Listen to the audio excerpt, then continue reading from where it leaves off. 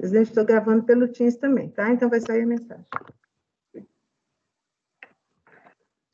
Bom dia a todos. Vamos dar início a mais uma sessão de julgamento, a do dia 29/7/2021, na manhã. A gente vai iniciar o julgamento pelos processos do item da pauta 139 a 144, Marfrig Global Foods S.A., de relatoria da conselheira Maísa de Sá Pitondo. Eu pediria ao apoio que convocasse o patrono da causa, por favor. Ok, presidente, farei a convocação. Obrigado.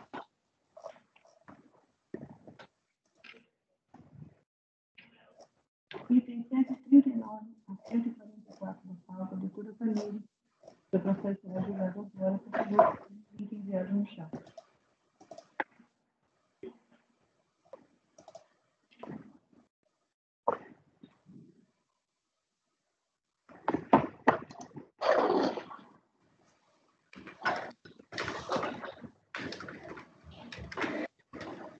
Todos são diligência, né, Maísa? Vai ser diligência não, presidente. Não? Acórdão. Entendi. Mas não é complexo. Tá bem. E todos são iguais ou tem algum diferente do outro? Não, é repetitivo, né? O meu é um só. Tá ok. Os outros são de sua relatoria. Ok. Bom dia, doutora Tamires. Bom dia. A gente vai começar o julgamento agora dos itens 139 a 144 da pauta. 139 é o paradigma, de relatoria da conselheira Maísa. A conselheira vai ler o relatório dela, depois será dado 15 minutos para a senhora fazer a sustentação oral. Tudo bem, obrigada. A palavra à conselheira. Presidente, eu não vou ler o relatório, não, até pelo colegiado, eu vou só fazer um resumo aqui, tentando dar uma celeridade, né? É um pedido de ressarcimento de PIS/COFINS, sendo que tem a mesma informação fiscal para todos os processos, então imagino que os paradigmas aí são todos em relação a eles, quarto trimestre de 2011 ao quarto trimestre de 2012. As glosas bem serviço utilizados como insumo, o conceito da Instrução Normativa 247/404. E aí coloco para você, glosas referentes a fretes internacionais também estavam no meio, além dos fretes de insumo.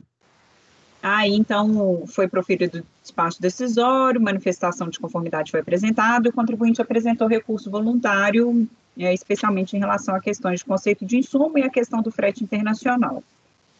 Aí, eu até pautei esse processo em março de 2020, né? A minha proposta inicial era até uma diligência.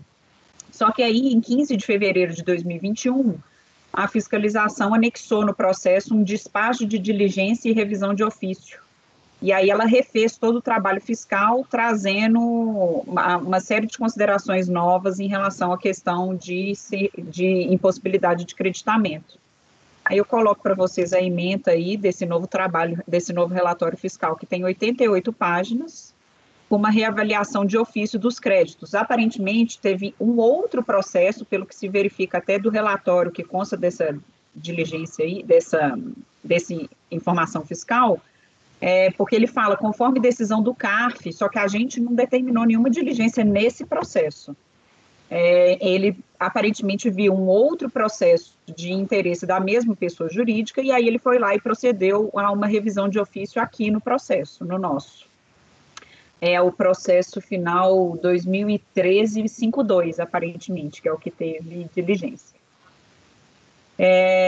A contribuinte não foi intimada desse relatório de diligência, porque ele foi anexado diretamente pela fiscalização no processo aqui no CARF. Então, é isso que cabe relatar, presidente.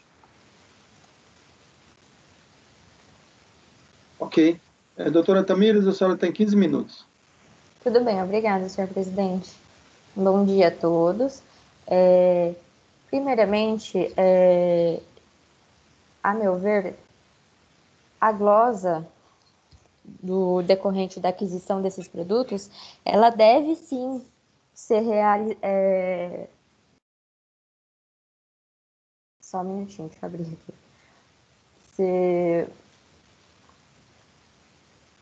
Deve ser conhecido, sim, porque os bens utilizados como insumo em relação aos combustíveis, inclusive, já até tem decisões, tanto no CARF, como instruções normativas, que visam, sim, que concedem a glosa de créditos relativa a PIS e a COFINS. Então, merece ser, sim, provido recurso. Em relação aos serviços utilizados como insumo, tanto o de laboratório como o serviço de inspeção federal e a análise microbiológica, elas são serviços inerentes à atividade da recorrente. No tocante ao serviço da inspeção federal, é um serviço que atua diretamente nos matadouros dos frigoríficos. Então, tendo vista que é uma função ativa de padrões de identidade e qualidade. Então, essa função é para averiguar a validade, a qualidade do produto. Então, possui até um caráter de inspeção sanitária. Já em relação aos serviços de laboratório e análise microbiológica, estes serviços eles são essenciais e obrigatórios aos frigoríficos, inclusive. Também servem para fazer a análise de qualidade dos insumos e matérias-primas adquiridas, bem como analisar as amostras e monitoramento de qualidade dos produtos. Inclusive, no tocante a esses dois itens, o CARF já reconheceu o direito de frigorífico de tomarem um crédito de PIS e COFINS relativo a serviço de análise de laboratórios. No próprio recurso, a gente faz essa argumentação, demonstra o acórdão, cita. Agora, em relação às despesas de armazenamentos e fretes sobre vendas, dos fretes sobre importação, teve o entendimento de que não era para manter as glosas, mas, mais uma vez, é uma atividade essencial, tem que ser, sim, reanalisada a decisão, porque, em relação a esse item, a recorrente atendeu todos os requisitos normativos, desde que o ônus seja suportado pelo vendedor, todos os custos de despesas incorridos, desculpa, sejam pagos, tudo. Então, todos os itens trazidos pela recorrente, eles fazem sim jus ao crédito de PIS e COFINS. Bom, era só isso mesmo. Obrigada. Com a palavra, relatora. Então, presidente, na verdade, o que ela sustentou, a patrona sustentou, foi em relação ao recurso voluntário que ela apresentou, que, na verdade, agora a gente tem outros motivos de glosa nesse novo despacho decisório. Então, realmente, Doutora, é tempestivo... Um minuto, doutora, a senhora poderia desligar o microfone, por favor? Sim, desculpa. Obrigado. O recurso voluntário é tempestivo e merece ser conhecido, só que a própria fiscalização, como relatado, né, a fiscalização refez o trabalho fiscal de ofício e a contribuinte não foi intimada disso, afastando os fundamentos do despacho decisório original para trazer novas razões para o reconhecimento parcial do crédito. Aí aqui eu faço uma consideração, falando que não aplica o artigo 146 do CTN para os despachos decisórios, sendo aplicável apenas aos autos de infração.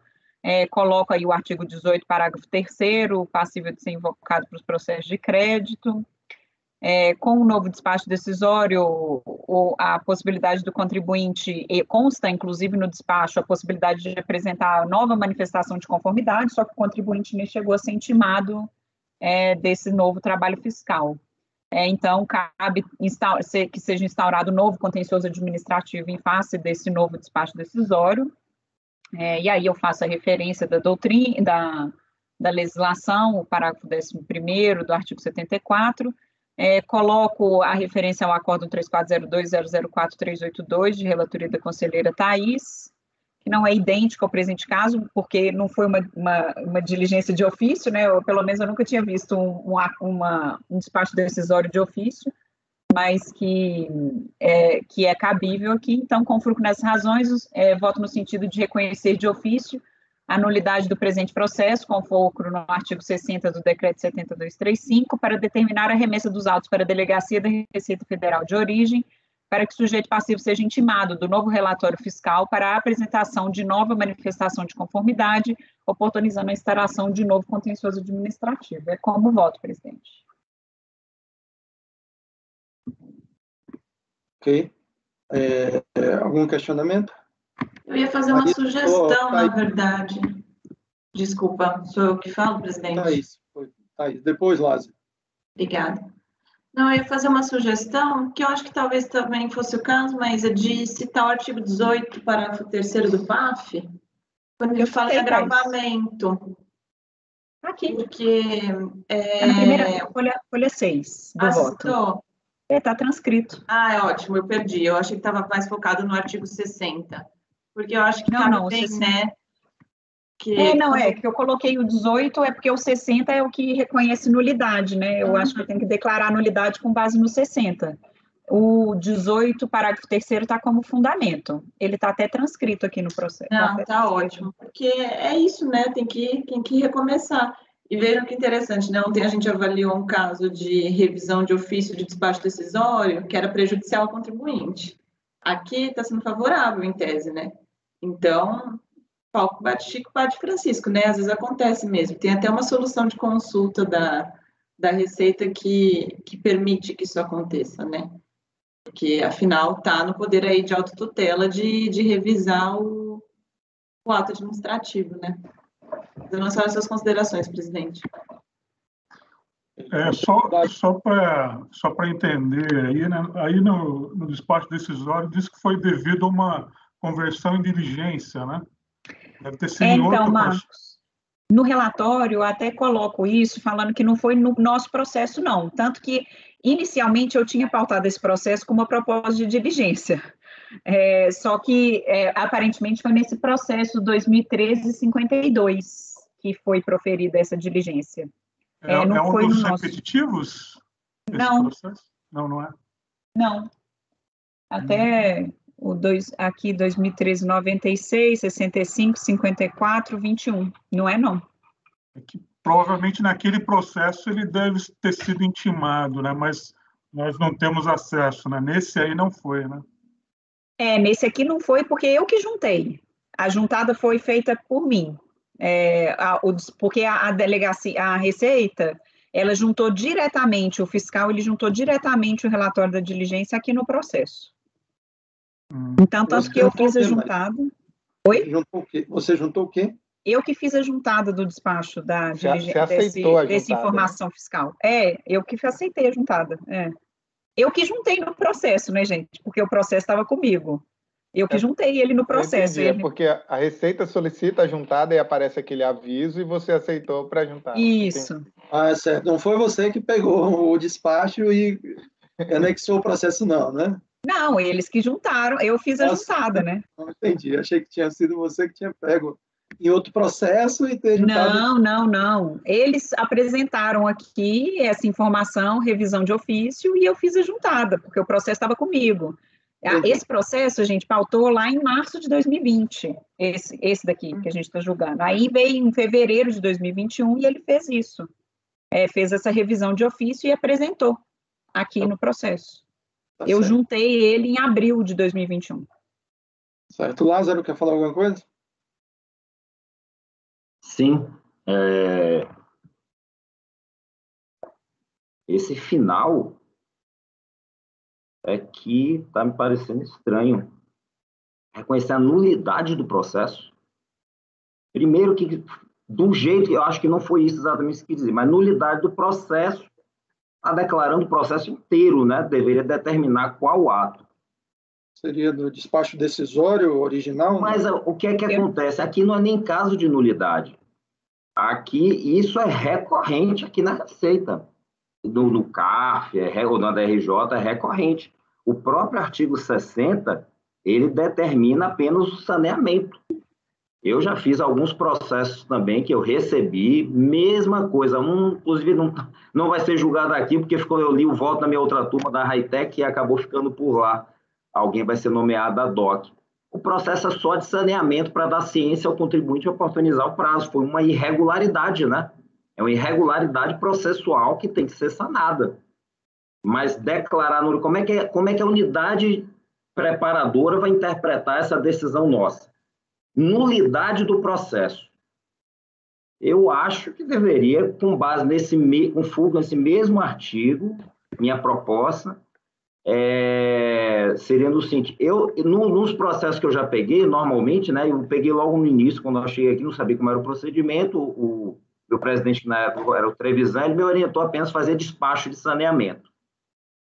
Acho que pode ser via resolução apenas, para mim o ideal seria um despacho de saneamento, mas poderia ser uma resolução, para mim, para que a unidade preparadora desse ciência ao contribuinte da nova decisão, do despacho decisório complementar, oportunizasse o prazo, juntasse o AR ou o DTE, né, com essa ciência do contribuinte, e aguardasse o prazo de 30 dias para manifestação.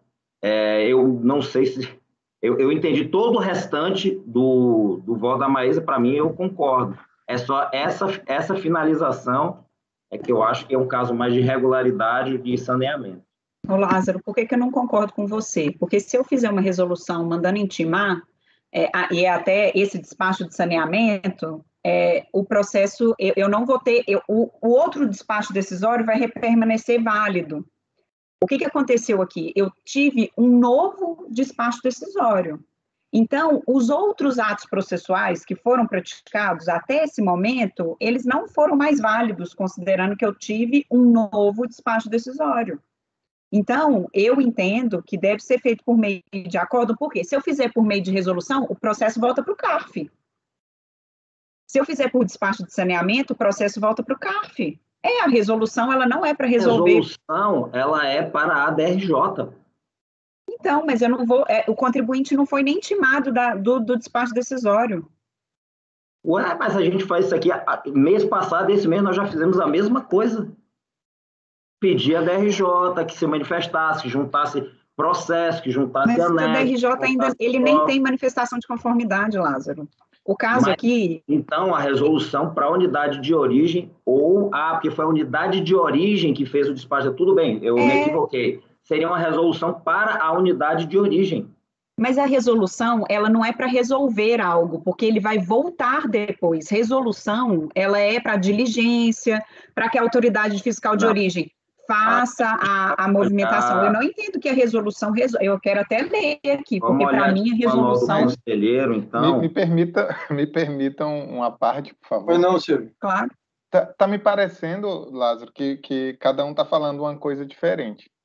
Porque, pelo que eu entendi do que a relatora está expondo no voto, na verdade, a própria Receita, me corrija, mas se eu estiver equivocado, mas me parece que a própria Receita anulou o primeiro despacho decisório.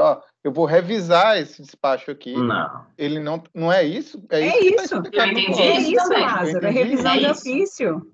Revisão de ofício. Ela está anulando o primeiro voto e está, eu estou revendo a minha decisão. Como é que foi declarado isso lá? Porque a unidade de origem, ela pode fazer despacho decisório complementar, ou ela pode anular. Para ela anular um despacho decisório, tem que ter algum vício.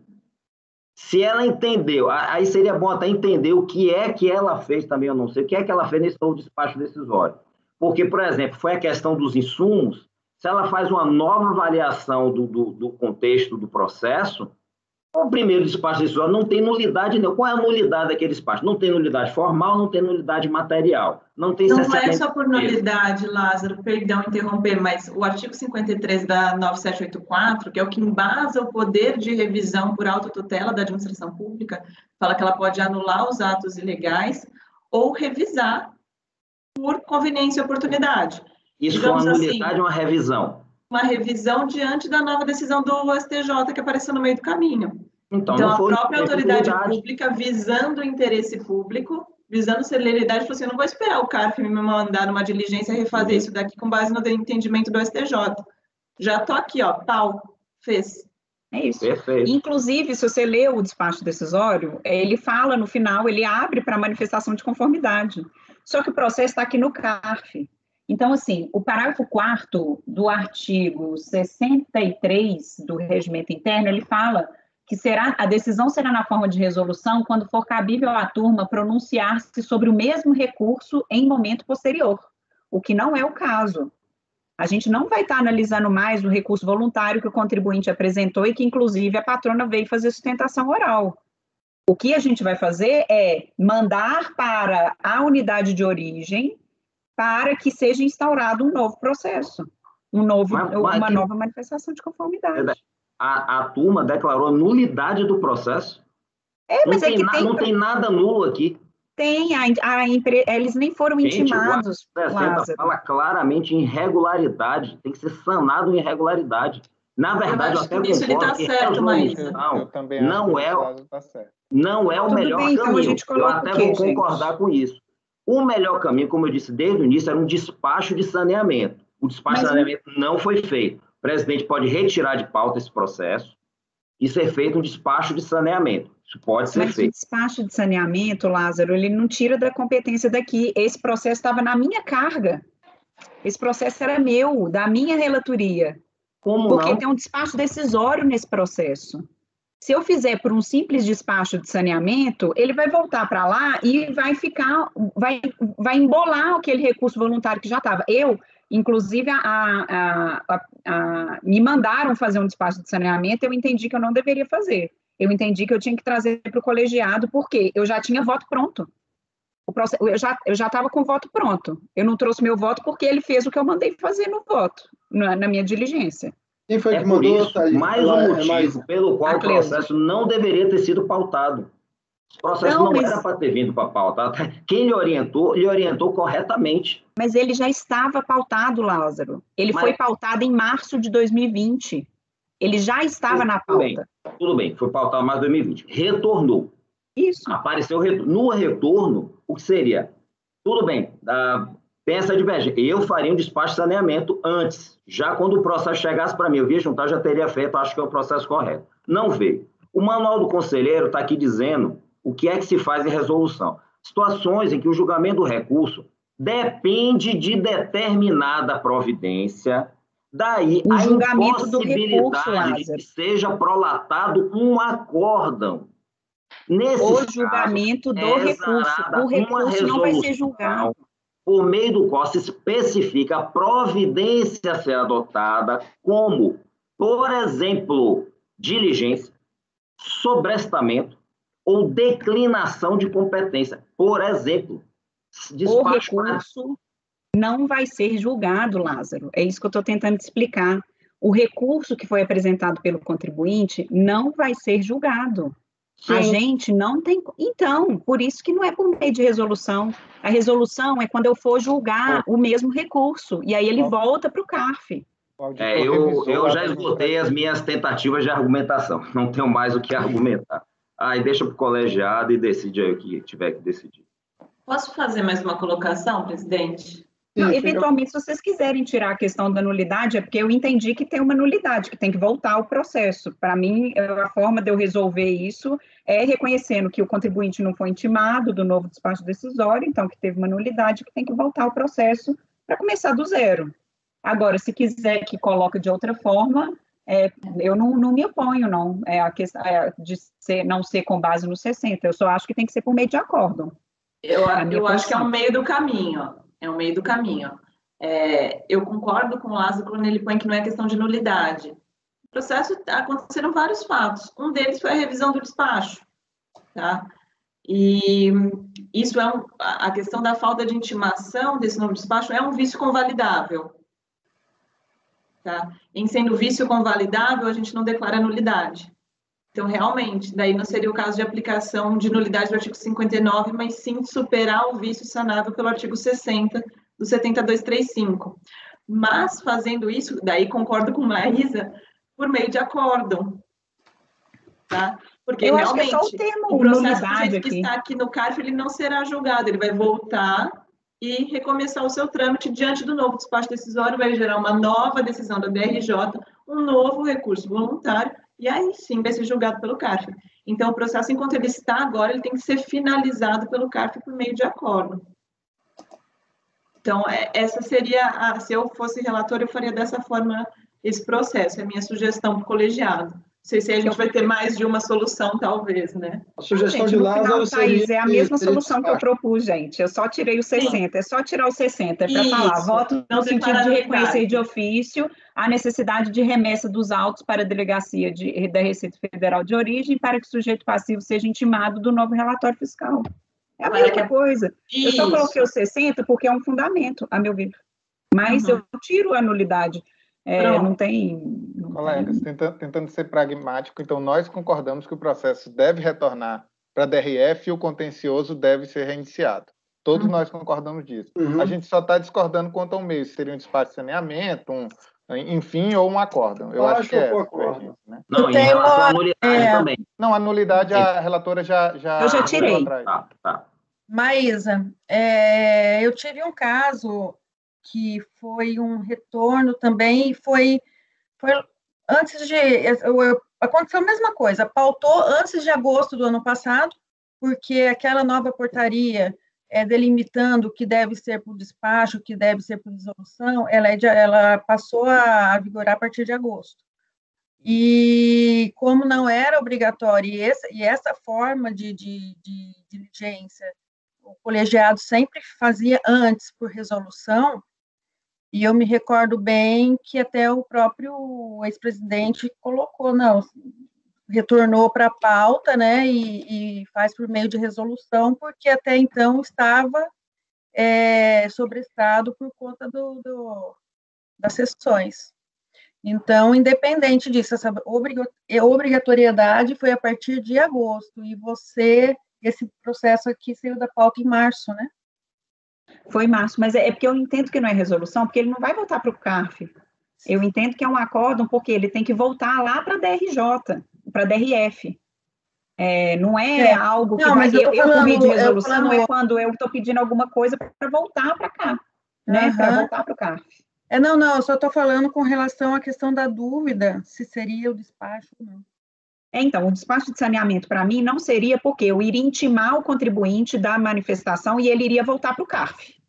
A meu ver, é isso que aconteceria.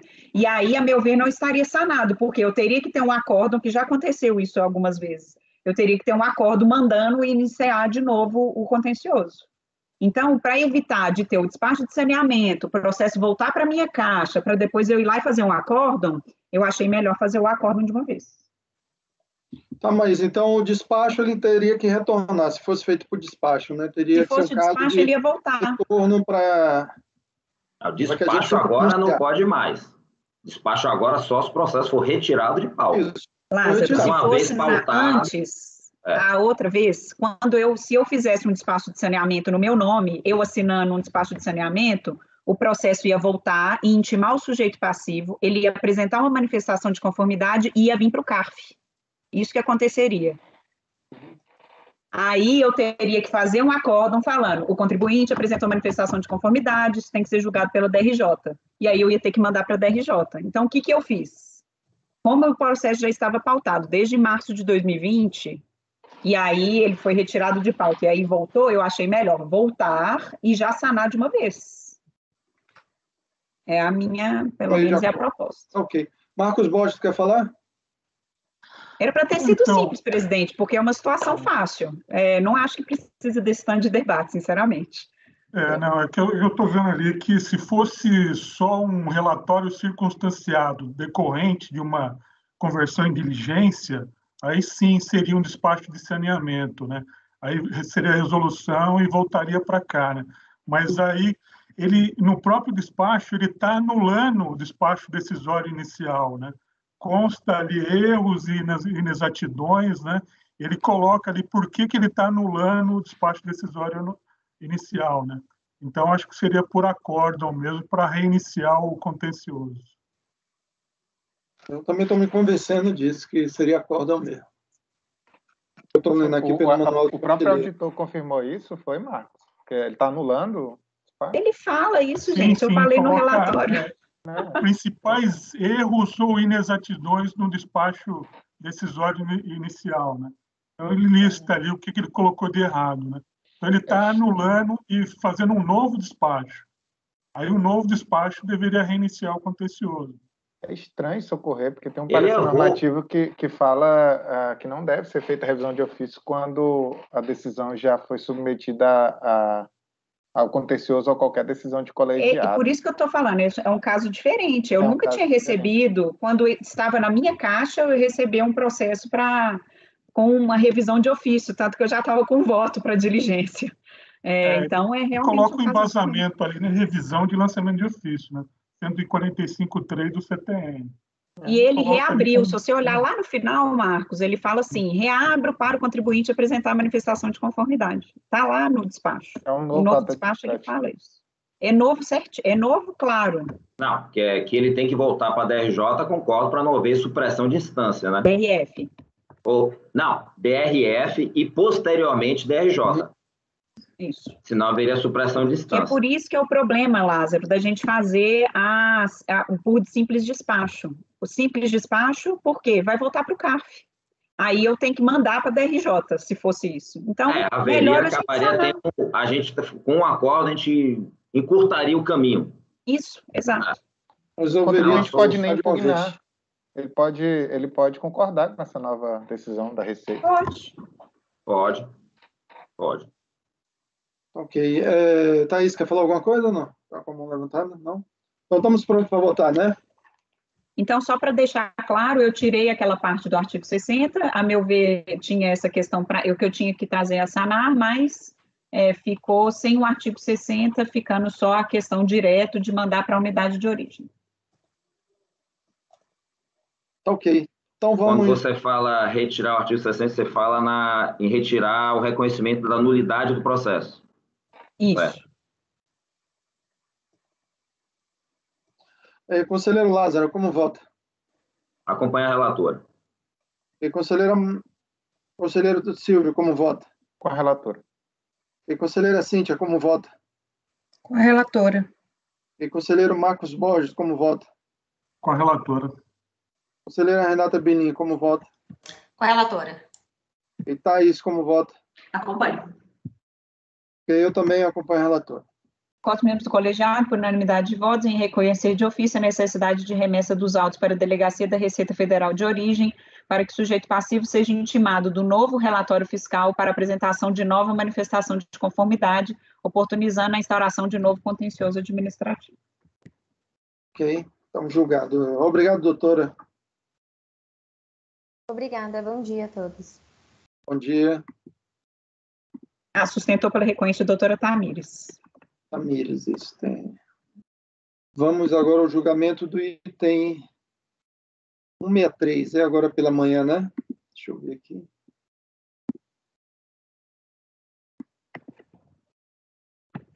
O 63, acho que não. 63 é à tarde. Aí da tarde, então. Mas tem outro aqui, não? Tem. Presidente, tem o 134 dos que foi Renan. o de Renan, né, que ficou para trás. Nós vamos ver se o patrono está presente aí. Eu nem lembrava disso. Eu achei que a gente tinha julgado tudo ontem, mas ainda tinha esse, né?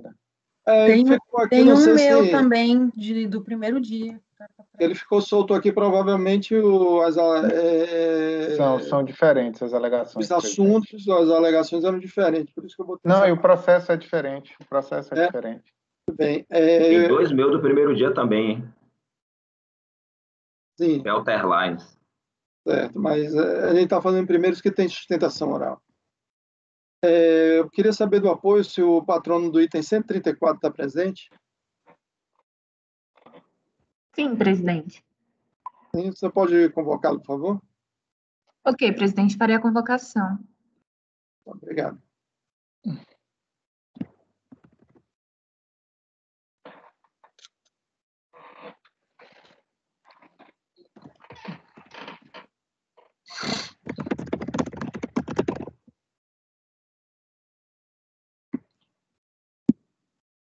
Ele é paradigma, né, Renan? É.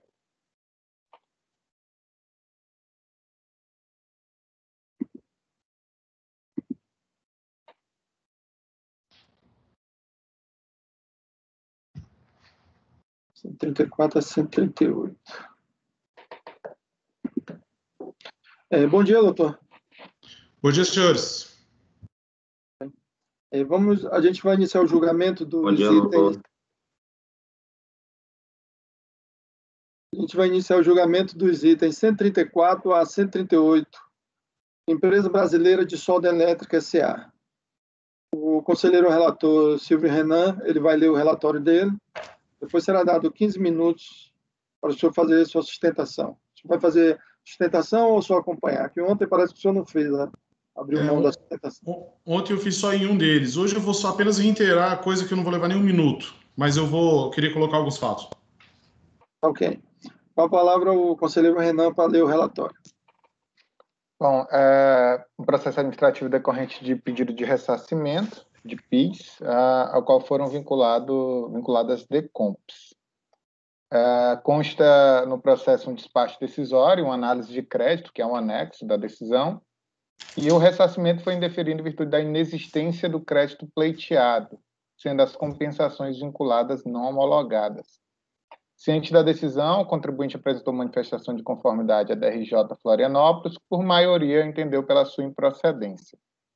Em acórdão sem ementa, foi vencido na DRJ posicionamento do relator, que entendeu pela nulidade do despacho decisório, decorrente do cerceamento do direito de defesa, visto que o valor pedido em ressarcimento estaria descrito na ficha 24 do DACOM, Controle de Utilização de Créditos.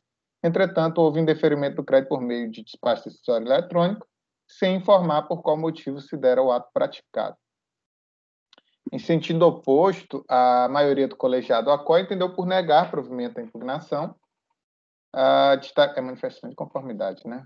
Destacando que houve a fundamentação do despacho decisório com base nas leis 11.116 de 2005 e 11.033 de 2004, bem como estaria claro o exposto na análise do crédito, demonstrando a inexistência de qualquer crédito vinculado a receitas não tributadas no mercado interno, passíveis de ressarcimento. Então, essa divergência na DRJ, o relator entendeu que haveria nulidade, porque por cerceamento de direito de defesa que não estaria claro a motivação da glosa dos créditos, e a maioria do colegiado, em outro sentido, disse que não, que lá nesse anexo, despacho decisório análise de crédito, consta lá por que esse crédito era inexistente. O contribuinte conformado recorreu ao CARF e ele passa a se utilizar de trechos do voto vencido do acórdão recorrido, destacando que a motivação para as glosas do despacho decisório não estariam claras e explicadas, devendo ser a decisão anulada ante a existência de cerceamento de direito de defesa. No mérito, iniciou informando tratar-se de empresa exportadora e traz justificativa diversa daquela informada em primeira instância, quando explicou que o crédito seria decorrente de retenções. Apesar de confirmar a existência de erro de preenchimento na informação dos créditos, alegou ter auferido no período receitas de exportação e decorrentes de venda com suspensão, informadas em DACOM, sendo passível o ressarcimento de créditos vinculados a essas receitas com base no artigo 17 da 11.033, não havendo qualquer irregularidade apresentada. Por fim, junta aos autos DACOM do período e pede a nulidade da decisão ou provimento do recurso. Esse é o relatório, presidente. Ei, doutor, o senhor tem 15 minutos. Perfeito. Bom dia, senhores conselheiros. Eu gostaria de reiterar tão somente essa questão da falta de motivação do despacho decisório, porque a autoridade fiscal limitou-se tão somente a indicar os artigos aos quais supostamente estariam aplicáveis a demanda, contudo não demonstrou qualquer relação com a situação em apreço, com a situação do despacho decisório. E ratificar também o que o conselheiro acabou de consignar, que a origem desses créditos seria de receita de exportação, informadas, inclusive, como na DRJ o voto vencido consignou, que referidos valores estavam informados, sim, em DACOM, que, se comparados, se verificados, os valores são exatamente os valores discutidos agora no despacho decisório. É basicamente isso, bem objetivo, para não tomar o tempo dos senhores. Obrigado. Bem, com a palavra, Silvio Renan. Bom, como exposto em relatório, é pedido de ressarcimento com decompras vinculadas e, conforme se extrai desse DDE, né, que é o despacho decisório eletrônico, tendo em vista a inexistência do crédito vinculado a receitas não tributadas no mercado interno e exportação, decorrente de importação, o ressarcimento foi indeferido e as compensações não homologadas. A análise de crédito, que é justamente esse documento que eu vou até trazer mais abaixo, é um anexo do despacho decisório eletrônico, juntada aos autos em planilhas mensais, destaca que o contribuinte não declarou a existência de créditos vinculados a receitas não tributadas no mercado interno de exportação, estando zeradas as linhas 18 e 24 das fichas 6B e 6A nas colunas relacionadas a tais créditos, motivo pelo qual houve emissão de despacho decisório eletrônico, indeferindo o pedido de ressarcimento e não homologando as compensações vinculadas. A recorrente, em segunda instância, utilizando de trechos do voto vencido, como já expliquei em relatório, continua a defender a nulidade da decisão, em virtude da ausência de explicação ou justificativa da glose dos créditos, que provocaria a ausência de motivação do ato decisório e, portanto, cerceamento do direito de defesa. Eu vou defender que não procede. A decisão eletrônica preenche todos os requisitos legais exigidos, inclusive quanto à existência de motivação, ou, nas palavras da recorrente, existe sim uma justificativa e explicação da glose realizada, já contrariando o que a recorrente defende. O despacho decisório eletrônico e o acordo de primeira instância são claros quanto ao motivo do indeferimento dos créditos pleiteados. De início, assim como fez o redator de primeira instância, é necessário percorrer a fundamentação legal do DDE e identificar qual crédito está sendo solicitado por meio de pedido de ressarcimento em discussão. E aí eu vou fazer justamente a transcrição do artigo 16 da 11.115 e do artigo 17 da 11.033, que é o que embasa os créditos decorrentes de venda não tributada no mercado interno e o de exportação vinculado à importação. E onde que o contribuinte informa os créditos com essa fundamentação no DACOM? É o que eu vou trazer como recorte do demonstrativo do valor do crédito apurado no mês, que é esse documento que eu estou referenciando desde o início, que seria ali onde estaria exposto, claro, ao contribuinte a motivação dessa decisão, dessa glosa. Nesse demonstrativo, que está aí recortado e impresso no voto, a gente observa que o valor de crédito declarado nessas linhas 18 e 24 das fichas 6A e 6B, elas estão todas zeradas. Então, o próprio contribuinte em DACOM, ele afirma que não teria esses créditos. E voltando às minhas palavras, o demonstrativo do valor do crédito apurado no mês, constante desse documento, demonstra ao contribuinte de forma clara que o indeferimento do crédito decorreu de informações prestadas pelo próprio contribuinte em seu DACOM, quando informou a inexistência dos créditos. Desta feita, estando clara a motivação do ato decisório, bem como devidamente fundamentado, não ocorrendo cerceamento de direito de defesa, não há que ser reconhecida a nulidade suscitada. No mérito, também não merece acolhida ao recurso, que vamos com mais calma e tentando evitar até a leitura e explicar um pouco para o colegiado o que ocorreu nesse caso. Então, existem os campos, né, das fichas 6A e 6B, as linhas 18 e 24, onde o contribuinte deveria informar o valor do crédito. Lá, como já foi demonstrado em voto, estão todos zerados. E o que o contribuinte vai afirmar? Olha, tudo bem, lá está zerado, mas no meu DACOM eu informo que eu tenho receita de exportação e receita de suspensão. Então, isso comprovaria que eu tenho direito ao crédito. E é justamente nesse ponto que eu vou divergir e vou trazer como fundamentação o ônus da prova contribuinte. O que eu vou defender?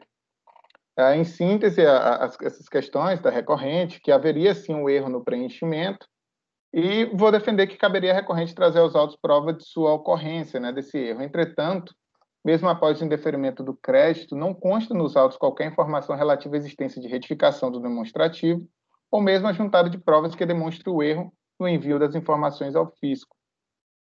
Pelo contrário, os DACOM juntados em sede de recurso voluntário continuam a demonstrar os valores zerados de créditos não cumulativos vinculados a receitas não tributadas no mercado interno e de exportação decorrente de importação. Novamente, trago o DACOM juntado já em sede de recurso voluntário, em que permanecem os valores de crédito zerados. Este conselho já passou com o entendimento que o princípio da verdade material não se presta a suprir a deficiência probatória do contribuinte. Em outras palavras, não basta informar que houve equívoco no preenchimento de seus créditos. Devem ser providenciados documentos que demonstram o erro e o crédito alegado.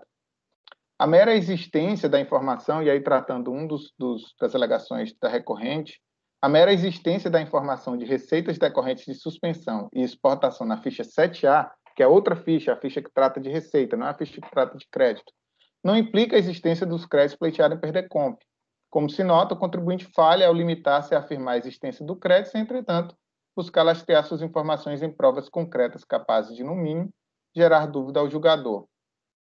Falo do ônus da prova do direito creditório pelo contribuinte, trago um acordo nesse sentido, e desta feita, não tendo a recorrente comprovada a existência do crédito ou do erro de preenchimento que alega, digo que deve ser negado a existência do crédito e, pelo exposto, voto por negar provimento ao recurso voluntário. É como voto. Ok, algum pedido de esclarecimento? Não? Então vamos ao voto. Conselheiro Lázaro, como vota? Acompanho o relator. Conselheira Maísa, como vota? Presidente, eu estava olhando aqui, realmente dá para identificar, eu não entendi o voto vencido. Eu não sei se a minha compreensão que está equivocada aqui, mas eu concordei muito bem com o que o Renan desenvolveu da ausência de provas e eu vou acompanhá-lo. Conselheira Cíntia, como vota? Eu acompanho o relator. Conselheiro Marcos Bode, como vota? Eu vi que só tem o DACOM ali, eu acompanho o relator. Conselheira Renata Bilim, como vota? Com o relator. Conselheira Thaís, como vota? Claríssimo voto do conselheiro relator, eu vou acompanhá-lo, presidente. Eu também acompanho o relator. Após os membros do colegiado, por unanimidade de votos, em negar provimento ao recurso voluntário. Sustentou pela recorrente, por meio de videoconferência, o Dr. Lucas dos Santos Dias, OAB-DF 54345. Obrigado, doutor. Está com o microfone desligado, doutor. Desculpa, na pauta está considerando que somente o item 134 seria do Dr. Silvio e o 135 ao 138 do Dr. Pedro. Eu queria só verificar se não tem algum problema, só para esclarecer e não ter problema futuro. São repetitivos. O que foi lido é o paradigma, que o resultado dele se aplica aos demais. Mesmo sendo relatores diferentes. Perfeito, era só essa dúvida. Não é relator... Eu entendi. Temática de julgamento aqui, por meio de repetitivo, tá ok? Perfeito. Mas é como ficar no nome do presidente, os repetitivos. Claro. Obrigado, senhor presidente. Obrigado, senhor demais conselheiros. Um bom dia para os senhores. Obrigado, bom dia. E vamos seguir agora a ordem da pauta, né? Não tem mais nenhum.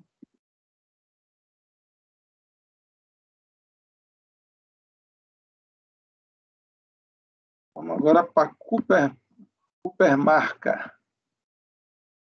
Indústria e Comércio de Macas Limitada, de Maísa. É maçã. Eu também li assim, porque é o jeito como está escrito. É Coopermaçã. Porque é uma cooperativa de maçã. Mas no início eu também li assim, presidente. Dois acentos, faltaram os acentos aí, né? Eu até não falei, porque na hora que eu vi, eu falei a mesma coisa, Coopermarca, eu falei, nossa, vai ser alguma coisa médica. Aí quando eu abri, é de cooperativa de maçã, agropecuária. Ok, tem semelhança entre os processos? Se bem que esse é repetitivo. Paradigma. Repetitivo, tá ok. Isso. Então, presidente, se você me permitir, eu vou direto ao voto. Pode ser, fica à vontade. Observa-se que é recorrente, então, até só fazer um resumo aqui do que ela alegou, né?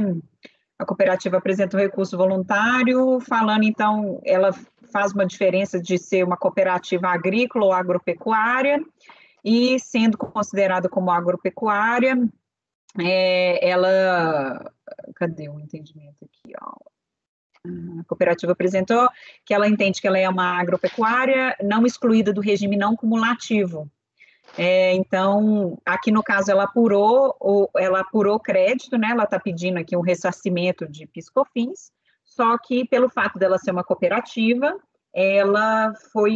o despacho decisório foi no sentido de, pelo fato dela apurar o imposto de renda pelo lucro presumido, ela tem que ser excluída do regime não cumulativo, então ela não tem direito a crédito. Então, assim, aqui no início eu só estou desenvolvendo que ela é realmente uma cooperativa agropecuária, o fato dela ser agrícola agropecuária, para mim, aqui não faz diferença.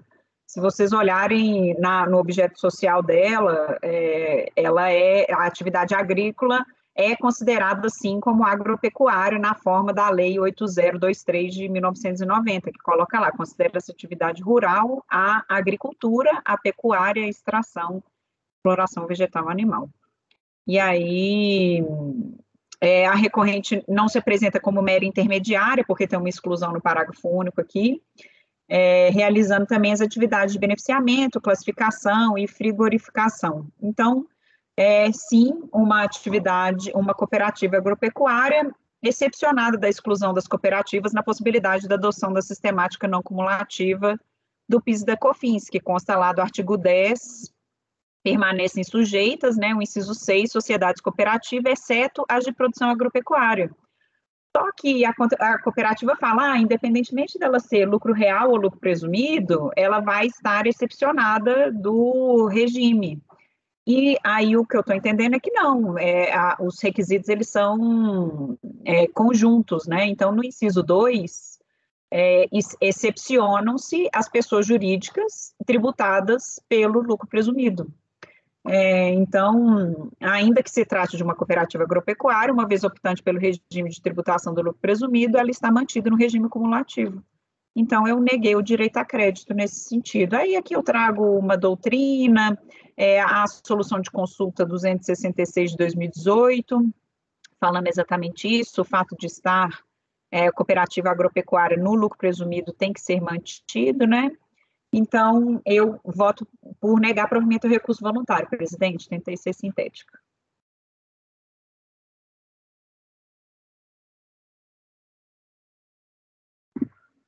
Tá, ok, entendi.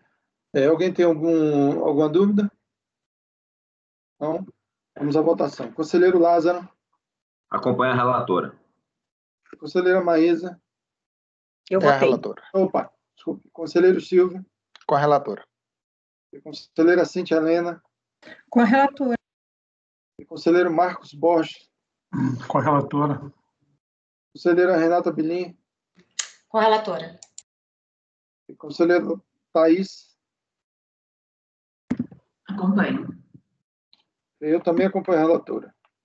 Então, acordo os membros do colegiado, por unanimidade de votos, e negar provimento ao recurso voluntário. Ok, esse resultado se aplica. Esse é o 109, se aplica do 110 até o 116. 16. Ok, então vamos agora para o julgamento do item 117, que é um paradigma Fibria Celulose S.A. de relatoria da conselheira Renata. Com a palavra, conselheira.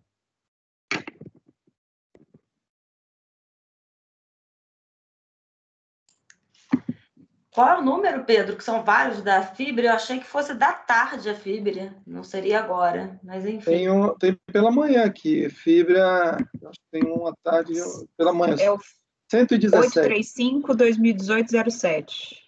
É o 2018-07, isso. Qual o número, por favor, Maísa? 835-2018-07. Não, o número da pauta. 117. 137? 17. Então eu fiz confusão, porque eu coloquei certo na pasta aí o número? Eu acho que sim. Tem um aqui, item Tá 117, voto Fibria novo. Tá certo, tá aqui mesmo. Então na pasta tá com o númerozinho certo, né? Então tá bom. Sim, tá certinho lá. É voto esse, não é? Acordo. Peraí, sim. 17. Então, os outros dois é que são para tarde, é isso? 2018-07. Então, peraí. Esse não tem sustentação, então vamos direto ao voto, gente. É possível? Até porque o relatório é muito pequenininho, acho que seria dispensável, né? Nos termos do relatório, verifica-se a tempestividade do recurso, bem como o preenchimento dos requisitos de admissibilidade, resultando parcialmente seu conhecimento como restará analisado. Trata-se de auto de infração, lavrado em face da contribuinte, visando a cobrança de multa isolada por compensação não homologada, no valor de R$ 4.888.631,44, nos termos do artigo 74, parágrafo 17 da Lei 9430, incluído pelo artigo 62 da 12.249, folhas 2 a 3. Conforme a descrição dos fatos, o despacho decisório emitido nos autos do processo administrativo, no final 2013-26, que tratou do exame do direito creditório pleiteado relativo a COFINS não cumulativa exportação, decidiu pela não homologação das declarações de compensação vinculadas aos créditos pretendidos, o que ensejou a aplicação da multa legalmente prevista.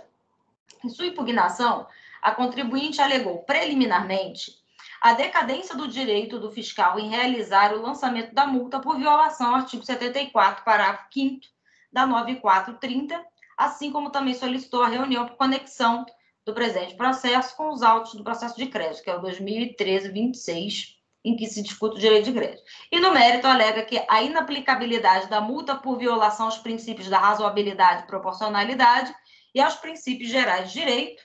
Também alega a inaplicabilidade da multa por bis in idem, tendo em vista que não poderia ser cumulada com a multa de mora de 20%, e subsidiariamente ele requer o sobrestamento do feito até o julgamento do RE 796.939, no qual foi reconhecida a repercussão geral quanto à constitucionalidade da multa aplicada. A DRJ julgou improcedente a impugnação da contribuinte. Em resumo, o que diz aqui, eu vou relatar aqui para vocês o que em resumo a DRJ decidiu. Então, ela rejeita a preliminar de decadência, tendo em vista que não se decorreu o prazo de 5 anos do caput do artigo 173, inciso 1º do Código Tributário Nacional. Ela afasta o sobrestamento do feito em face da vinculação alegada, já que o legislador não criou nenhuma condição para o lançamento da multa aplicada, mas apenas a possibilidade de suspensão da exigibilidade do crédito tributário enquanto perdurar a discussão administrativa, conforme o parágrafo 18 do artigo 74 do 9430.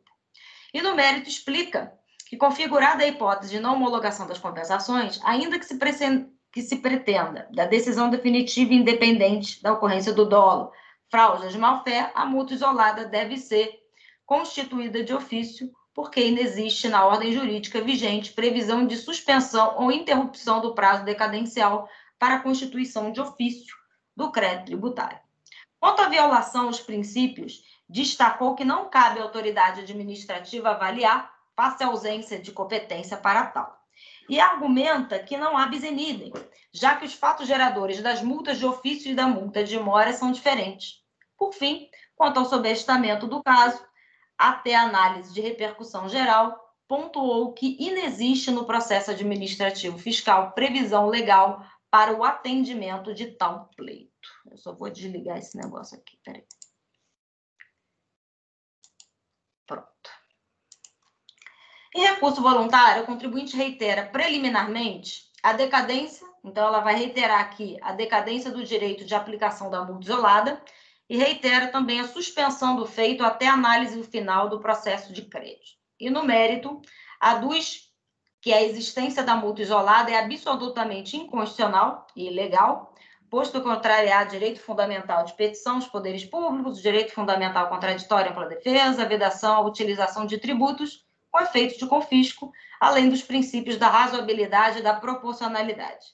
Reitera os argumentos da impugnação e pugna pela inaplicabilidade da multa em função da duplicidade de imposto, da imposição de penalidade, seria o bis in idem, que já foi alegado, inclusive, na manifestação, em violação ao próprio direito à compensação assegurado pela lei. Preliminarmente, então, eu vou tratar da conexão por prejudicialidade, sobrestamento até o julgamento final do PA 2013-26. Correta decisão de piso. O fato de estar pendente de julgamento definitivo o processo administrativo que cuida de avaliar a legitimidade dos créditos pleiteados pela recorrente em declaração de compensação, não impede a autoridade administrativa de promover o lançamento fiscal. Porém, a apresentação de manifestação de inconformidade suspende a sua exigibilidade. A multa aplicada se deu em decorrência da não homologação das declarações de compensação na forma da lei, vigente à data da ocorrência do fato gerador, o que me parece adequado, caso se mantenha o despacho decisório preferido nos autos do PA de crédito 2013-26, no qual não se reconheceu o direito de crédito pleiteado, não homologando as compensações, motivo da lavratura do auto. Foi apresentada a manifestação de conformidade, portanto, suspensa a exigibilidade do crédito em discussão. Primeiro grau, o despacho decisório foi mantido, conforme informa a própria DRJ. Ao verificar os sistemas do CARF, não encontrei nenhum acordo que atestasse o julgamento da demanda. Logo, afasta-se preliminar de sobrestamento feito até a análise final do processo de crédito. B. Quanto à decadência, aí no caso a aplicabilidade do parágrafo 5º do artigo 74 da 9430. Destaque que o prazo a que alude contribuinte, o 74, parágrafo 5º da 9430, refere-se a prazo de 5 anos para que o fisco analise a declaração de compensação apresentada pelo contribuinte e se inicia na data da entrega da PEDECOMP, sob pena de homologação tácita pelo decurso do prazo. Não é esse o caso dos autos. O prazo decadencial para o lançamento da multa isolada é o do artigo 173, inciso 1º do Código Tributário Nacional, qual seja 5 anos, a contar do primeiro dia do exercício seguinte àquele em que o lançamento poderia ter sido efetuado. Uma vez que a declaração de compensação transmitidas e protocoladas se deram no ano de 2013, conforme informação da própria contribuinte, a contagem do prazo de 5 anos se iniciou em 1º de janeiro de 2014, findando-se em 31 de 12 de 2018. Sabendo que a ciência da notificação de lançamento se deu no dia 19 de novembro de 2018, não há que se falar em decadência. Portanto, correta a decisão recorrida. Presidente, posso seguir? Pode, né?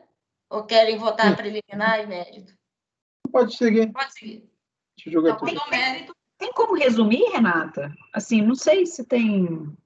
Só... Eu vou ver aqui o que dá aqui conforme eu estou lendo, porque esse processo também eu já fiz há algum tempo e eu não me recordo para resumir. Beleza. Mas vamos lá. A recorrente alegou a inaplicabilidade da multa por bis in idem da multa de mora e a multa isolada. Pois bem, direito tributário, aí eu coloco aqui a definição de multa de mora, multa de punitivo, explicando qual é a diferença entre elas, até para justificar que são fatos geradores diferentes e que não há aqui o bis in idem. Acho que todo mundo conhece, aí se for o caso, a gente pode passar por aí, que eu vou explicar a natureza jurídica de cada uma delas para chegar à conclusão de que são fatos geradores diferentes. Ok, então? Sim. Que aí eu consigo, dentro do possível, resumir aqui para a gente... Aí eu falo daquela questão que no momento em que o daquele fato gerador, era aquela história da redação do parágrafo 7, que alterou várias vezes, que até o Renan já relatou em outro processo aqui, que nós também já discutimos, que no primeiro momento seria crédito, depois virou o débito. E aqui também não faz diferença, porque o valor também seria o mesmo. Então, não haveria aqui qualquer problema com relação à aplicabilidade da retroatividade benigna. Aí eu coloco isso aqui, portanto, seriam improcedentes os argumentos da contribuinte no tocante à acumulação de multas, tendo em vista a inexistência do bis in idem. Aí o segundo argumento de mérito, então, seria a impossibilidade da multa por violação ao próprio direito de compensação. Ele vai dizer aqui que essa multa violaria o artigo 74. Querendo ir contra o que a lei dispõe expressamente. Exato. Aqui é aquele argumento de prazo também.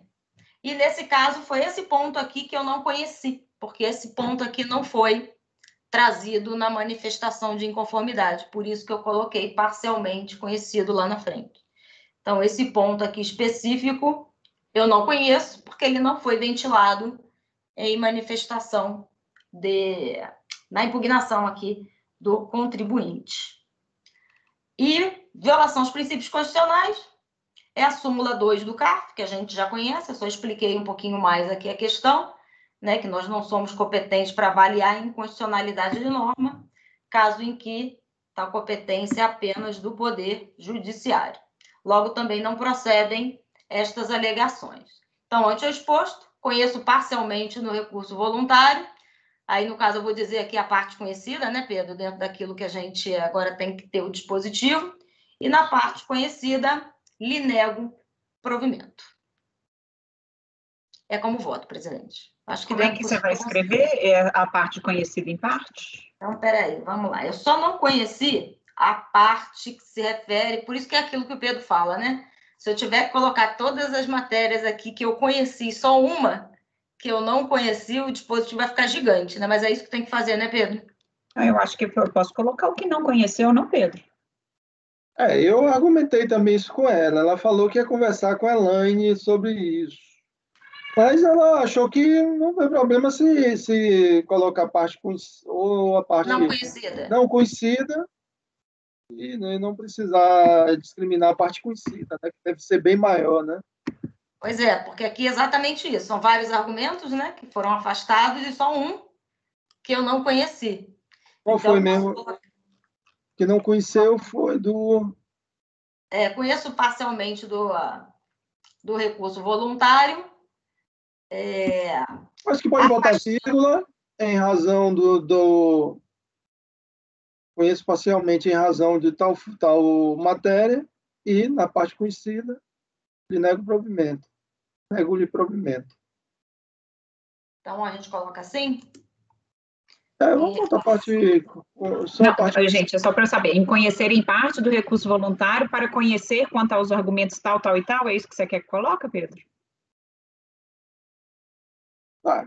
Vamos para evitar problema. Até Elaine falar se poderia colocar só a parte não conhecida. Então é melhor eu acho que é o mais correto. A parte conhecida. Discrimina a parte conhecida. Então tá. Então vamos lá. Agora, assim que ela esclarecer isso, eu vejo se dá para colocar só a parte conhecida, né? A parte não conhecida, aliás. Eu acho que é até o mais correto, porque assim, a gente não conheceu uma coisa, né? Aí fala o que é que não conheceu. Meio estranho. Só que o entendimento deles também acho que está meio equivocado. Mas para evitar problemas de evolução, faz do jeito que eles querem, depois a gente esclarece isso. Então, a gente conheceu a conexão por prejudicialidade, que foi um dos argumentos que ele trouxe, né? De sobreestamento até julgamento final do processo de crédito. Então, essa parte a gente conheceu. Então, aí como a Maísa falou, tal e tal e tal, então o primeiro ponto seria o conhecimento da conexão por prejudicialidade, sobreestamento até julgamento do PA de crédito. Conhecemos também a preliminar de decadência.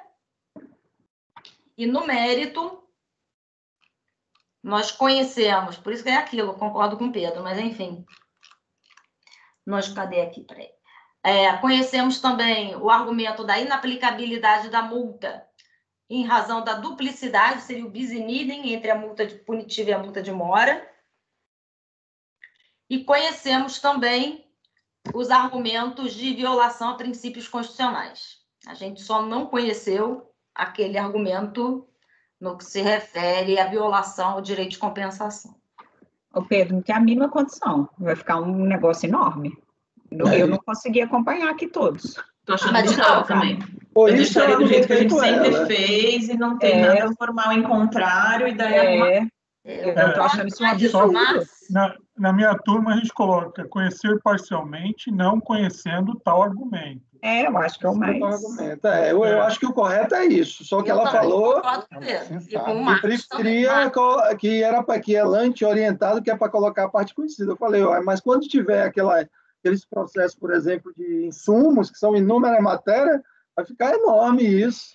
Tem a mínima condição. Vamos fazer o seguinte, ela falou que acha que não pode ter problema se colocar só a parte não conhecida, mas ia conversar com a Elaine. Então, mas eu acho que não vai ter problema, desde que discrimine um ou outro, então vamos botar só a parte não conhecida. Conhecer parcialmente em razão de tal matéria, né, que você falou aí. Em relação à impossibilidade da aplicação da multa por violação ao direito à compensação do artigo 74. Pronto. É isso. Em razão disso, e na parte conhecida, negar-lhe provimento. Eu acho que seria a forma mais adequada, né? Eu também. Eu argumentei isso, mas ela falou. Vamos ver. Realmente, como disse Maísa, ainda mais aqui que ele alegou um monte de coisa, vai ficar um dispositivo gigante. Renata, deixa eu só te perguntar uma coisa. Você fez uma proposta de sobrestamento? Assim, você traria essa proposta? Eu não fiz a proposta, mas eu posso fazê-la aqui, né? A proposta de sobrestamento, tendo em vista o julgamento de novembro. Eu posso colocar aqui. Só para manter a coerência, até porque a gente já votou isso. Eu não fiz na época em que fiz aqui, acho que nem tinha data. Gente, mas estava marcado para novembro de 2020, não era não? É isso que eu tô achando estranho. Não era para novembro de 2021, não. Era novembro de 2020. Eu não quis nem comentar isso, porque o que eu me lembro era novembro de 2020. Só que não aconteceu. Mas, enfim, era só para levantar esse ponto que a gente está falando. Tá, não foi a votação ainda esse processo, né? Não. Tá Não, votando? já, né? Hã? Não, ainda não. Ah, não. O Tá. recurso Porque a gente extraordinário. já estava vendo o dispositivo, eu já achava que, enfim. Tá, então você vai ter proposta de sobrestamento? Eu vou trazer a proposta, presidente. Tá, ok. Então vamos julgar essa proposta de sobrestamento do processo. É o julgamento do RE, né? Conselheiro Lázaro. 796-939. Deixa eu olhar aqui. De qualquer forma.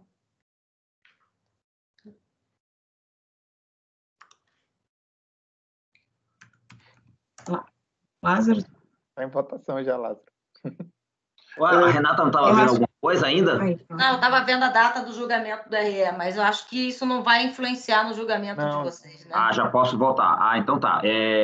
Pedido de sobrestamento. Rejeito o pedido de sobrestamento. Tá, conselheiro Silvio, como vota? Contra o sobrestamento.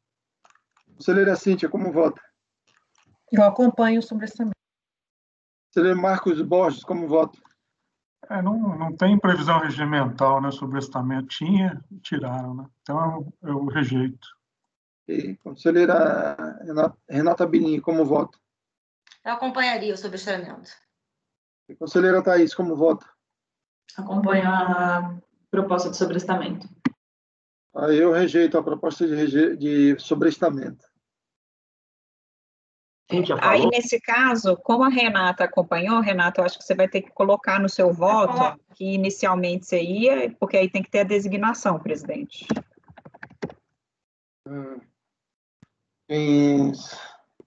Poderia ficar com você, Ana? Pode, já tem até um voto sobre isso. Bem? Então, para conselheiro Renan designado. Designado conselheiro Silvio Renan. Ok. Então, vamos agora ao mérito, né? Conselheiro Lázaro, como vota? Acompanho a relatora. E conselheira Maísa, como vota? Eu acompanho, presidente. Conselheiro Silvio Renan, como vota? Com a relatora. Conselheira Cíntia, como vota? Acompanho. Conselheiro Marcos Borges, como vota? Com a relatora. E conselheira Thaís, como vota? Acompanho. Eu também acompanho a relatora.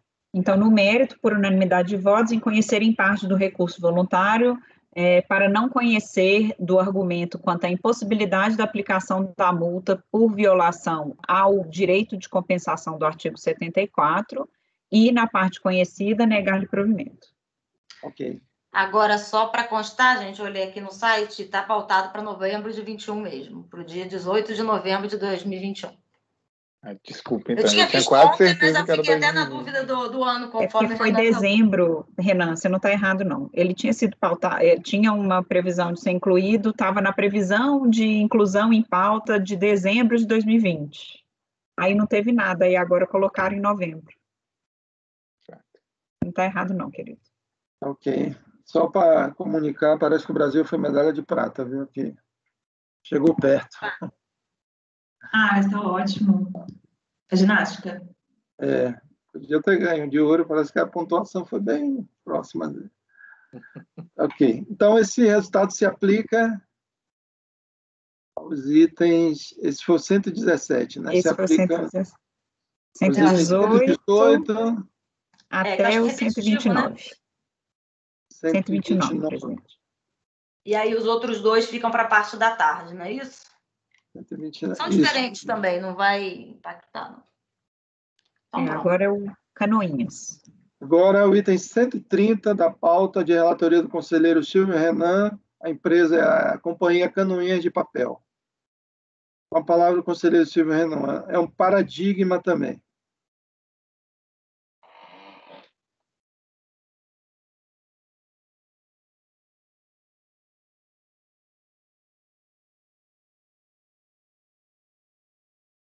Renan caiu ou eu que caí? Renan está aí, você também. Renan, acho que você está no mudo. Está no mudo, Renan.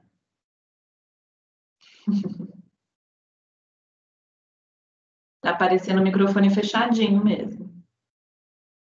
Pronto. Tá bem difícil aqui, o computador está muito lento, tem muita coisa armazenada e esse OBS deve usar uma memória RAM absurda. Deixa eu tentar, mas assim, gente, já adiantando, a gente já votou o Canoinhas. Vocês lembram daquele processo em que tinha erro de preenchimento, que o contribuinte tinha utilizado o crédito de um período e alegava, não, mas eu também queria utilizar do outro período. Era correção, Selic, e demora excessiva na apreciação do pedido. Eu estou abrindo, eu estou só tentando resumir enquanto abre. Qual a diferença desse processo para os demais? É só porque aqui não tem o tópico do erro de preenchimento. A única coisa que o contribuinte quer nesse é a correção pela Selic e alegando a demora excessiva do prazo de 360 dias da Lei 11.457 de 2007 na apreciação do pedido de ressarcimento. Então, é aqueles processos que a gente julgou ontem com um item a menos, que é o do preenchimento. Tá? Então, eu trago aí exposto em relatório essa questão. E quanto aos itens, o primeiro, quanto à correção, né? A necessidade de correção pela demora, pela oposição ilegítima do fisco, da mesma forma dos processos anteriores, contando o prazo da apresentação do pedido de ressarcimento até a utilização integral do crédito, não consta o transcurso de prazo superior a 360 dias. Então, não há oposição ilegítima, não há o que corrigir. Quanto ao pedido de ressarcimento em si ter demorado mais de 360 dias para ser apreciado, o contribuinte defende que não deveria incidir penalidade de juros, ou de multa ou juros na exigência do fisco. Eu vou mais uma vez trazer que não há previsão legal nesse sentido. O único efeito hoje que se assume desse artigo 24 da Lei 11.457 é justamente a correção em virtude da mora excessiva. Eu acho que fica só importante destacar que, apesar do pedido de ressarcimento ter sido apreciado depois de 360 dias, o contribuinte já havia utilizado o crédito nesse prazo. E aí eu coloco, colegiados, só um último parágrafo nesse processo, porque ele é um repetitivo. Por que eu vou colocar esse último parágrafo? Porque eu não tenho como olhar em todos os processos paradigmas se em todos eles o crédito foi utilizado nesse prazo. Em tese, se ele fosse utilizado posteriormente, então haveria uma resistência, né, uma oposição ilegítima do fisco. Mas eu também não posso dar um parcial provimento nesse processo, que é o que está em julgamento, porque nesse eu verifiquei que não tem a oposição legítima. Então, eu apenas coloco um parágrafo explicando isso. Vale destacar que o presente processo está submetido a julgamento como paradigma dos demais processos do lote. Desta forma, eventualmente, ocorrendo em um dos processos do lote a utilização do crédito após o prazo de 360 dias do protocolo, ou a não utilização do crédito com recebimento em pecúnia após o citado prazo, caberia correção monetária. Não vai ter uma repercussão imediata, é mais uma constatação e um aviso para, eventualmente, a oposição de embargos ou da Receita ou do contribuinte, tá? Mas, nesse processo, minha conclusão é por negar o provimento. Pior que eu acho que só por embargos aí, né? Porque a Receita não poderia aplicar direto, né? Tá negando o provimento, né? Mas realmente não é problema nosso, fica aí consignado e pronto, tá perfeito. Esse é o meu voto, presidente. Ok. Estão prontos para votar? Conselheiro Lázaro, como vota? Acompanho o relator. Conselheira Maísa, como vota? Achei ótima essa consideração do final aí, Renan, parabéns. Eu acompanho. Conselheira Cíntia, como vota? Eu acompanho. Conselheiro Marcos Borges, como vota? Acompanho. Vice-conselheira Renata Binim, como vota? Renata? Tá mudo. Com o relator. Conselheira Thaís, como vota? Acompanho. Eu também acompanho o relator.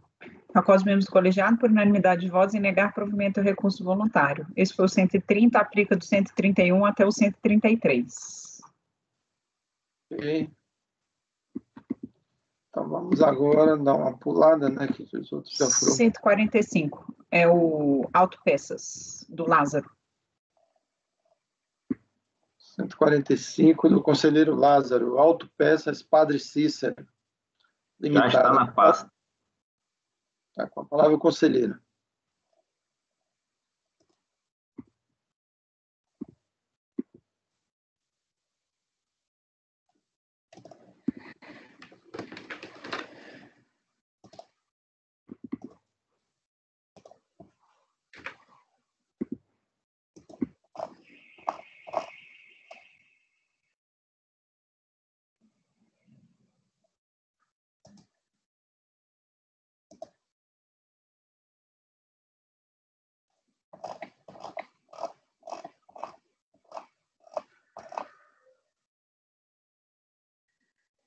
Presidente, eu vou precisar dar uma lida aqui, são os tópicos desse relatório.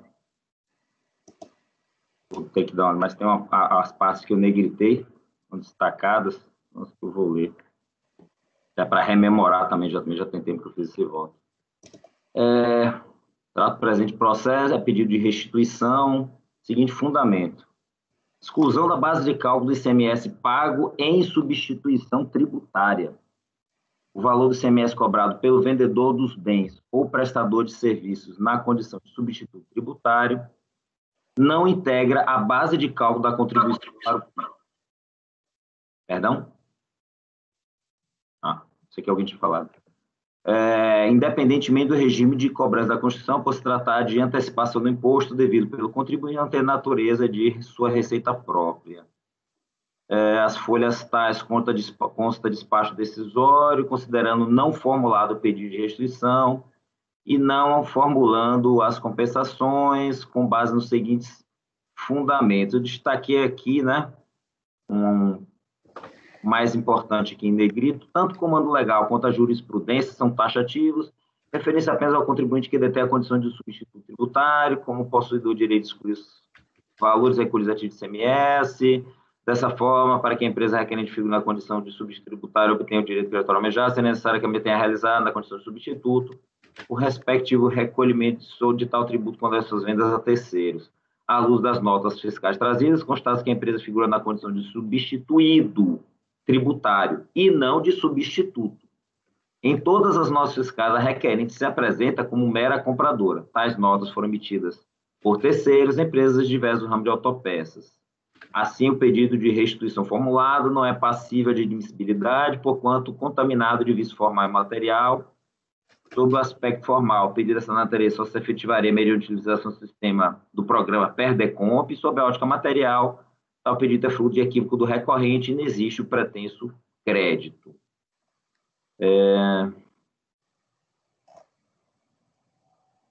Mais alegações. Assim, cena que se considerar o pedido de restituição como não formulado, corroborado pelo notório descabimento ou improcedência de crédito. Deixou de homologar as compensações, à luz do artigo 74, aplicar-se ao caso vertente multa isolada do percentual de 50% sobre o montante da compensação não homologada. O contribuinte tomou ciência da referida decisão, apresentou manifestação com seguintes alegações e resumo, diz que a legislação determina que o impugnante, quando a aquisição de mercadorias provenientes dos estados, atue como contribuinte substituto do ICMS. As normas transcritas afirmam que cabe ao contribuinte que adquire produtos de outros estados a responsabilidade pelo recolhimento do ICMS por meio da sistemática de substituição tributária. Na condição de contribuinte substituto, a empresa entendeu por indevida a exclusão do ICMS na base de cálculo das contribuições, requisitando a compensação dos valores recolhidos. Quando da remessa da mercadoria para a empresa impugnante, o fornecedor recolhe somente o ICMS do seu estado, ou seja, diferentemente de outras modalidades, mesmo não destaca no documento fiscal ICMS, substituição tributária. Assim, entrando na mercadoria no estado do Ceará, a recolhente recolhe o tributo inerente de toda a cadeia.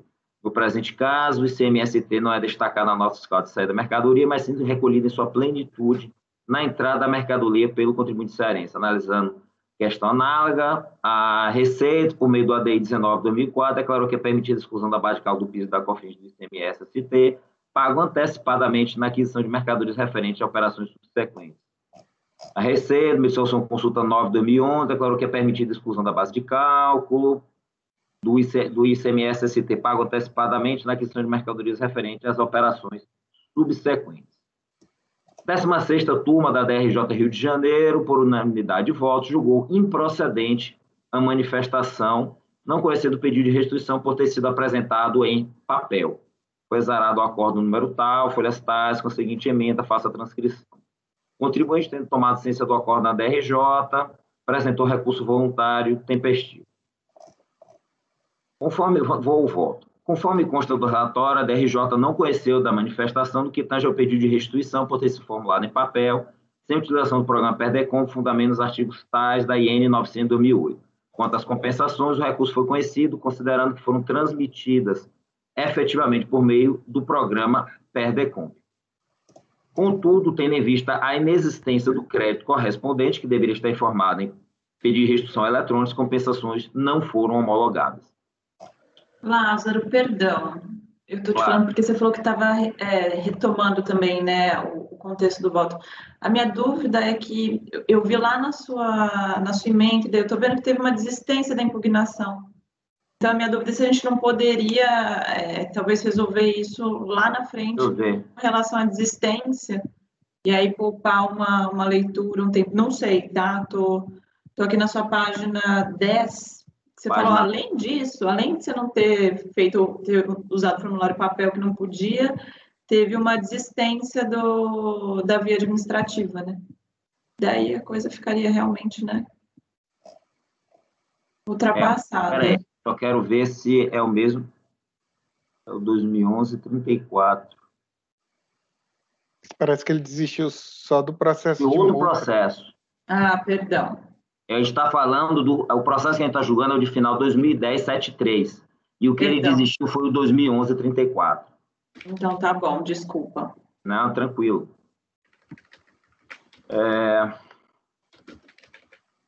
Em relação ao não conhecimento do pedido de restituição, o recorrente alega que as formalidades arguídas no despacho decisório não detêm o condão de afastar o contribuinte de seus direitos legais e constitucionais, a fim do processo de direito do princípio do informalismo.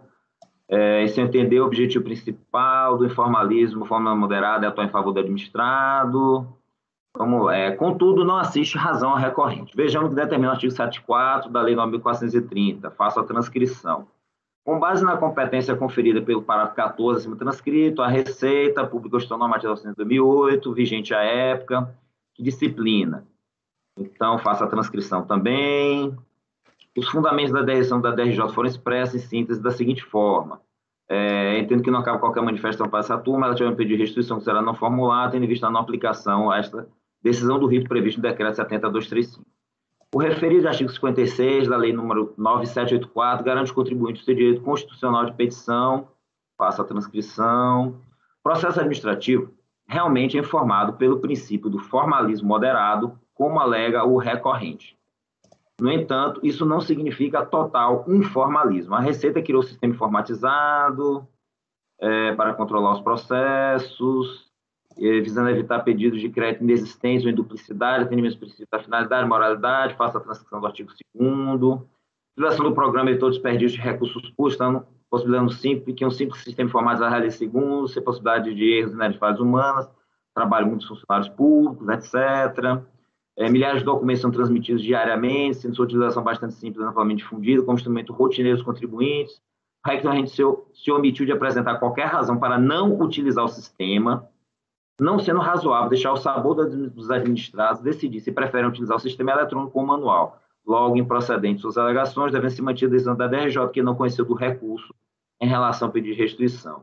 Além disso, há que se destacar outro fato: na mesma data que apresentou o presente recurso, o sujeito apresentou requerimento de existência em outro recurso, no final de 2011-34. O processo administrativo 2011, final de 2011-34, trata do auto de infração lavrado para a constituição do crédito tributário referente à multa regulamentar isolada por compensação indevida, sob os seguintes fundamentos. Faço a transcrição. Alega que, assim, em decorrência desses fatos, a DRF Fortaleza encaminhou ao contribuinte a notificação de folha 430, solicitando esclarecimento sobre se o contribuinte apresentar o requerimento de existência no processo do auto do final de 1934, intencionou também existir do recurso referente a este processo. Foi emitido despacho de encaminhamento nesses termos. A instrução normativa aqui. Como o contribuinte não afirmou expressamente a desistência deste processo, propõe a devolução do mesmo ao CARF para prosseguimento. Ok. A IN 1711 de 2007, que regulamenta o PERT, estabelece as seguintes condições. Faço a transcrição, em especial o artigo 389, a confissão judicial e extrajudicial, quando a parte admite a verdade de fato contrário ao seu interesse e favorável do seu adversário, a confissão em regra indivisível. Ora, o fato que originou a autuação fiscal foi na homologação das compensações, de acordo com o artigo 389 acima transcrito, ocorre a confissão quando a parte admite a verdade de fato contrário ao seu interesse favorável ao adversário. Nas condições previstas para adesão ao PERT, portanto, considera que houve a confissão do sujeito passivo quanto a serem indevidas as compensações declaradas. A situação atrai o venir contra facto próprio, traz algumas decisões judiciais. Faço transcrição. Assim, entendo que ocorre a chamada preclusão lógica em relação aos fatos que seriam de fundamento para a impulsão da multa regulamentar isolada. Nesse sentido, a seguinte exposição sobre preclusão, faço a transcrição. Transcrição também do nível Nelson Neri, Rosa Maria. Quanto aos argumentos sobre a possibilidade de exclusão do ICMS, substituição tributária, deixe manifestar em razão de já existirem fundamentos suficientes para a manutenção da decisão a qual o julgador não está obrigado a responder a todas as questões suscitadas pelas partes, quando já tem encontrado motivo suficiente para proferir a sua decisão. Faço a transcrição e, por este motivo, eu nego provimento ao recurso voluntário. Ele desistiu, então, do processo da multa isolada e não desistiu deste processo, que este aqui é o de pedido de restituição. Eu acabei trazendo... aí acaba surgindo a questão que a Thaís colocou, né? O dia 16 foi em outro processo, mas como ele aderiu ao PERT, por isso foi bom acabar a lei para eu me relembrar, ele não teria como desistir de um e não desistir de outro, você desiste dos fundamentos. Então, você não teria sentido você desistir do auto de infração e manter a lide em relação aos fatos, aos outros processos. Eu prossegui além da questão do formulário em papel e não parei por ali, porque eu não sei o entendimento do colegiado. Então, poderia ser que o colegiado entendesse que poderia ser superada essa questão, princípio da verdade material, tanto faz em papel ou eletrônico. Então, na dúvida, eu avancei, mas esse primeiro questão, já para mim, já seria suficiente para não conhecer. Então, alguma dúvida? Ô, Lázaro, para mim também, viu? Assim, eu também. Porque eu estou achando que essas outras questões aqui acabaram complicando um pouquinho, assim, né? É uma questão que, a meu ver, acho que não tinha necessidade de você trazer. Eu acho que... Porque o artigo 4º da IN, que fala do PERT, ele fala que abrangerá os débitos indicados, né? E aqui tem o pedido de restituição, sabe? Eu acho que falar que é um... Que são os débitos compensados, né? Não, sim, mas indicados, né? A IN fala, é o que ele indica. Se ele indicou a multa, ele indicou só a multa. Mas eu acho que a gente nem precisava entrar mas nisso. Aí a gente vai começar a entrar nessa questão dos fundamentos. Se vocês concordam com não conhecer pelo formulário em papel... Eu concordo plenamente, já votei assim. Eu retiro toda a outra parte. Ótimo. Eu vou ficar mais tranquilo. Então, ele vai parar aonde? A gente já resolve. Na folha... No milhares de documentos... Tem que a utilização difundida, aqui, ó, na folha 10. Aí, depois do além disso, acho que isso aí não precisa mais, tá? Tá ótimo. Muito embora esteja muito bem fundamentado, né? Dá dó de tirar, mas como vai dar problema, se você topar... Aí gerar discussão, né? Se ia ter polêmica em relação a isso, então, pronto. Finaliza com esse parágrafo de milhares de documentos e, a partir de além disso, eu retiro tudo. Ok. Então, com essas reformulações aí, conselheira Maísa, como vota? Eu acompanho. Só te sugeriria, Lázaro, até para você não perder isso daí que você escreveu da desistência, de não ser a mesma coisa, às vezes você coloca no relatório isso, né? Porque que não teve a desistência, esse recurso voluntário não está abrangido na desistência. Daí você já deixa... Essa parte específica, né? Que aí você fica lá no seu relatório isso, porque já está atestado. Isso daí, para mim, não tem dúvida também. Enquanto vocês prosseguem na votação, eu vou marcar aqui para fazer isso, então. Também só do relatório. O restante... Lembra de tirar da ementa também. Exatamente. Era outra questão que eu ia falar. E aí, considerando essa retirada, eu vou acompanhar, presidente. Conselheiro Silvio Renan. Com o relator. Conselheira Cíntia Helena. Acompanho. Conselheiro Marcos Borges. Com o relator. Conselheira Renata Benin. Com o relator. Conselheira Thaís. Acompanho. Eu também acompanho o relator. Os membros do colegiado, por unanimidade de votos, e negar provimento ao recurso voluntário. Processo único, né? Já retirei a ementa também. Ok. Pessoal, vocês querem 5 ou 10 minutos de intervalo? Para beber uma água? Vamos fazer 5, presidente. Está apertado muito aqui. Então vamos, 5 minutos de intervalo, então, só para o banheiro beber uma água. Eu pediria que suspendesse a gravação, por favor, Ana Tereza.